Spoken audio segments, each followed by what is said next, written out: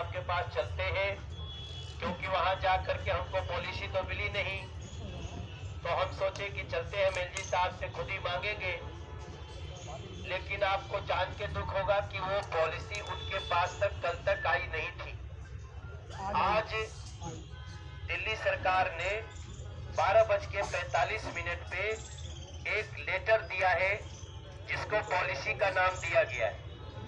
ये लाइन में इसलिए बोल रहा हूं कि अब मुझे भी बोलते बोलते ना अजीब लगने लगता है कि पता नहीं गेस्ट टीचर्स के मन में कौन सी भावना कैसे आएगी। एक तो आप सबको मैं अपनी तरफ से विश्वास दिलाना चाहता हूं कि इसमें भारतीय जनता पार्टी कहीं से रोड़ा नहीं, हम आपके समर्थक हैं। सर, हम आप लोगों का आपकी नौकरी 60 साल तक हो, इसके बाद भले कोई गेस्ट टीचर न रखे जाए, जो रखे गए हैं उनको 60 साल तक का जॉब गारंटी दिया जाए, हम इसके समर्थक हैं। लेकिन आज हमें जो जानकारी मिली है, कई चीजें फिर से हमको दुखी कर रही है। जैसा कल भी मेरा अंदेशा था कि दिल्ली सरकार ने जो पॉलिसी बना के भेजा, वो पॉलिसी न तो लॉ डिपार्टमेंट में दिया है, न सेक्रेटरी को दिया है और न सर्विसेज को दिया है। इन्होंने सिर्फ एक लेटर बनाया है और भेज दिया, और उस पे जो आखिरी लाइन लिखी गई है उस लाइन को पूरी तरह से एलजी साहब ने माना है। उस जो आखिरी लाइन है वो मैं आपको पढ़ के सुनाना चाहता हूं, क्योंकि मैंने जब वो पॉलिसी पढ़ रहा था तो मैं उसका कुछ अंश नोट कर लिया था। ये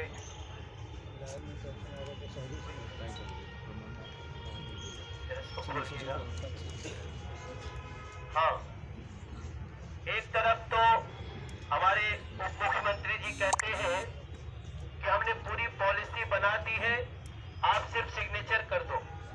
कल भी हम जब गए थे तो आप लोगों की तरफ से यही सुनाई दे रहा था, we want signature, we want signature. लेकिन जो उन्होंने पत्र लिखा है उसमें उन्होंने क्या लिखा है, उन्होंने पूरी प्रोसेस की मांग की है। लिखते हैं, the council of minister decided to approve the policy of services of guest teacher and contract teachers tabled by deputy CM, minister education and directed secretary education. ये अपने यहां से कुछ नहीं कर रहे। इसके बाद कहते हैं कि हम directed secretary education to take up the matter with competent authority. ये जो लाइन है अपने आप में, चूंकि उनको ये डिसीजन उनको लेना चाहिए कि we have decided and this is final, लेकिन ये लिख करके कि सेक्रेटरी एजुकेशन कॉम्पिटेंट अथॉरिटी से बात करके इसको आगे बढ़ाए। तो अभी एलजी साहब के साथ हमने बैठे, उन्होंने कहा कि हम इसको बढ़ा देते हैं, और बढ़ाने के साथ साथ 31 अगस्त तक हमने नहीं बढ़वाया आपका तो ऑलरेडी ये 28 तारीख से पहले ही बढ़ा हुआ था 31 अगस्त तक। किसने आपको नौकरी से हटाया, किसने ये पैनिक पैदा किया, ये हमारी समझ के बाहर है। अभी जो हमको पता चला है कि आपको 31 अगस्त तक नौकरी से कोई हटा ही नहीं सकता था, फिर क्यों हटाया गया? बहरहाल अब मेरे समझ में जितना आ रहा है, आपको भी पता है, हमको भी पता है कि एलजी साहब ने स्पष्ट कहा अगर हम इसको कॉम्पिटेंट अथॉरिटी को दे करके चेक कराते हैं तो हम इसको करा लेते हैं, ये लोग नौकरी पे जाएं और 31 अगस्त तक किसी का कोई नुकसान नहीं होने दिया जाएगा। ये भी हमने उनसे प्रॉमिस कराई है, क्योंकि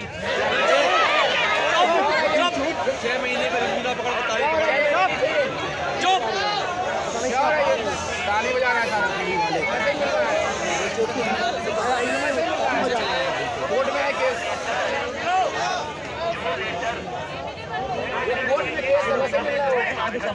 बात पकड़ो। उन्होंने जो दिल्ली सरकार ने जो लाइन लिखी है